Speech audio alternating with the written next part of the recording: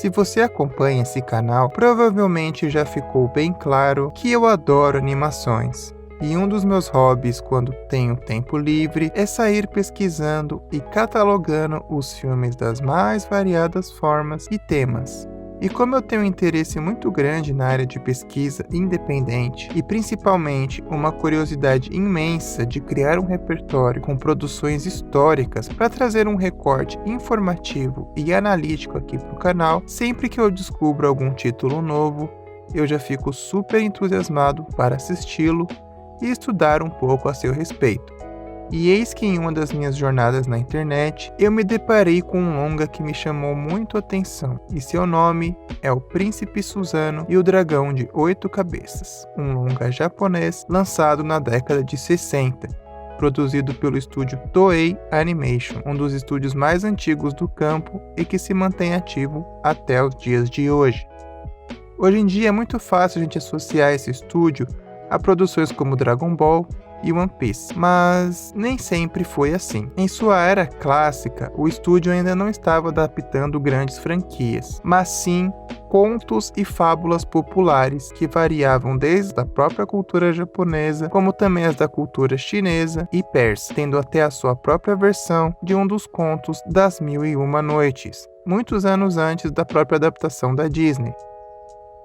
E é interessante notar como essa fase inicial do estúdio era bem experimental. Não à toa eles também foram responsáveis pelo primeiro longa animado japonês em cores, lançado em 1958. E mesmo que eles já tivessem até certo ponto um padrão narrativo, suas estilísticas ainda não estavam 100% definidas, o que permitiam explorar vários estilos mesmo sendo um estúdio só. Hoje em dia é muito comum você olhar para um personagem de um determinado estúdio e descobrir se ele é da Pixar, da DreamWorks, do estúdio Ghibli, da Laika, do Cartoon Saloon, da Folha Image, entre outros, já que as identidades visuais de cada um são bem marcantes. E a Toei tinha como base esse padrão de design que remete muito a algumas pinturas tradicionais japonesas, também conhecidas como emakimono, pergaminhos e estilogravuras. Mas no caso de O Príncipe Suzano, eles foram muito além. O design do filme chama muito atenção por ser bem mais abstrato e estilizado, e com influências mais cartoon, o que foi bem inovador para a época. Nota-se uma pequena influência em algumas produções da Disney, principalmente A Bela Adormecida, um longa que, por sua vez, também adotou uma estética diferenciada do padrão produzido pelo estúdio americano até então, principalmente no que diz respeito a composições dos seus cenários, que sem sombra de dúvidas é um dos trabalhos mais incríveis produzidos pela Disney. E ambos os projetos foram pioneiros em usar os recursos do formato widescreen. E nada melhor do que ostentar esse formato com as belíssimas composições que esses filmes têm. É quase impossível você não ficar boquiaberto com cada uma delas.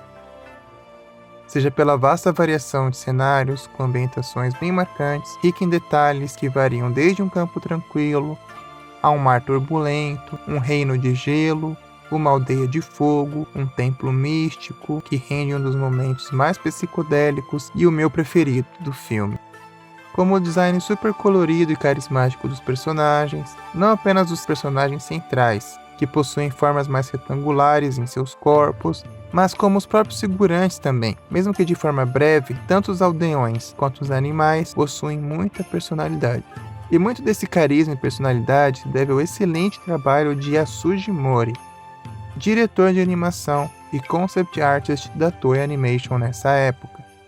Mas, para se aprofundar mais nesses detalhes, eu trago aqui a presença do Rafael Assunção para me ajudar neste review.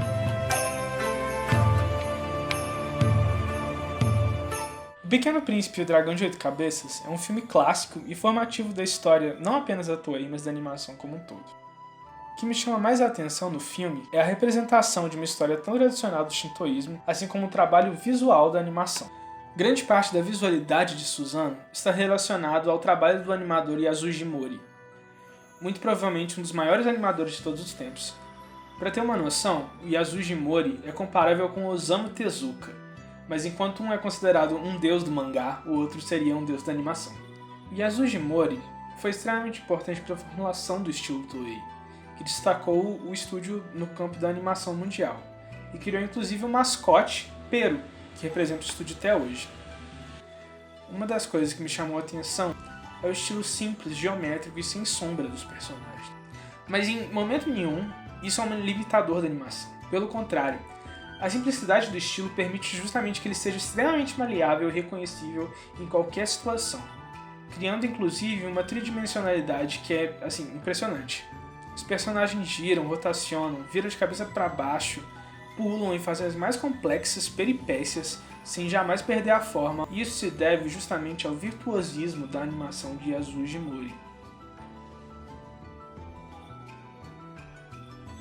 Sobre a história, a narrativa de Susano derrotando o dragão de 8 cabeças é muito tradicional do shintoísmo e está conectada em muitos aspectos ao surgimento da tecnologia do cultivo de arroz irrigado no Japão. E isso tudo baseado num artigo do David Wise, que eu li para poder falar um pouco aqui. Segundo esse artigo, os dragões estão muito relacionados ao manuseio e controle da água nas mitologias e histórias religiosas mais antigas. Isso não é diferente para o shintoísmo.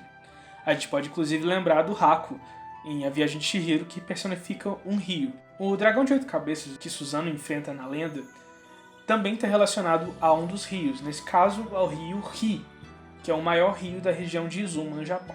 E isso a gente percebe quando no final da história o dragão derrotado ele se transforma em uma série de rios e cachoeiras e traz a primavera de volta para a região. O dragão que Susano enfrenta ainda é muito interessante também pelo fato de ter 8 cabeças especificamente.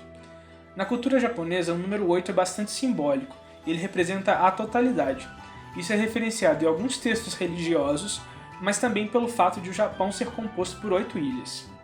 Dessa forma, o dragão de 8 cabeças representa uma força de destruição e caos total.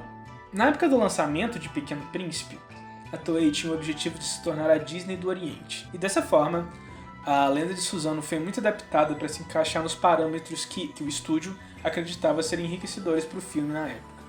Como, por exemplo, a adição de companheiros animais e também a transformação do príncipe Susano, que na tradição shintoísta está muito mais associado a trapaças e enganações, de maneira muito similar ao deus Loki na mitologia nórdica, por exemplo, em um príncipe heróico, mas com um pavio curto. E dessa forma transformando a lenda em uma bela história de amadurecimento sobre um príncipe que não sabe lidar com o próprio luto.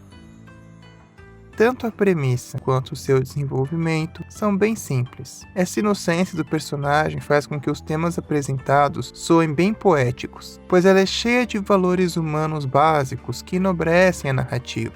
Logo na cena inicial, o filme estabelece que o príncipe é forte, mas que também precisa de um coração forte. Saber medir as duas coisas por um bem maior, pois mesmo com uma força bruta, o que impulsiona a sua aventura é uma força emocional. Sempre que ele tenta usar a força bruta de forma irracional, ele é interrompido. E mesmo ele sendo bem forte, os desafios que ele enfrenta não deixam de ter um senso de urgência e um peso temático na narrativa.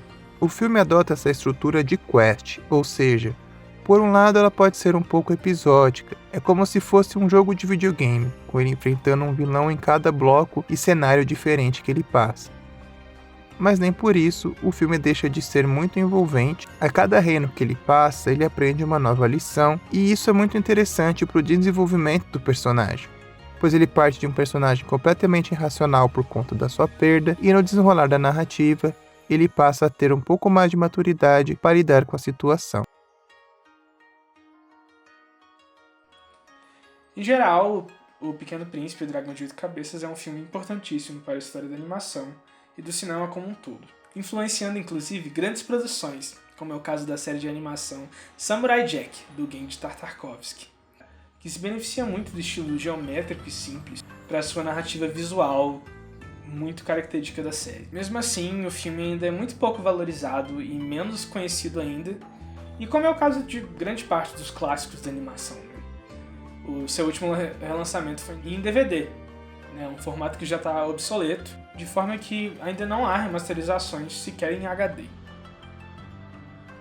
E para encerrar o vídeo, eu só queria agradecer a presença do Rafael, que trouxe curiosidades muito bacanas sobre a lenda que inspirou o filme. E eu gostaria de dizer que esse vídeo fecha o primeiro ciclo de pautas que eu tinha pré-planejado, principalmente sobre produções um pouco mais retrô, que eu tinha vontade de comentar aqui no canal. Então, tudo o que vier a partir de setembro vai ser uma novidade tanto para mim quanto para vocês. E tem alguns lançamentos desse ano que eu tô bem empolgado, como a nova série do Jorge Gutierrez. Se vocês ainda não viram, o trailer tá incrível.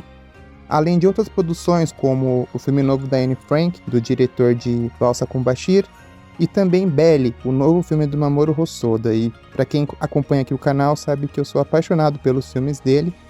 E antes de encerrar, eu gostaria de fazer uma recomendação. O Cine Tavão fez um vídeo muito legal sobre o Ratinho Detetive. E seria muito legal se vocês fossem lá e dessem um apoio pro vídeo dele, pois ficou muito bem escrito e muito bem produzido. Esse foi mais um episódio do Retrospecto Animado e eu espero que vocês tenham gostado. Vamos ficando por aqui e até a próxima!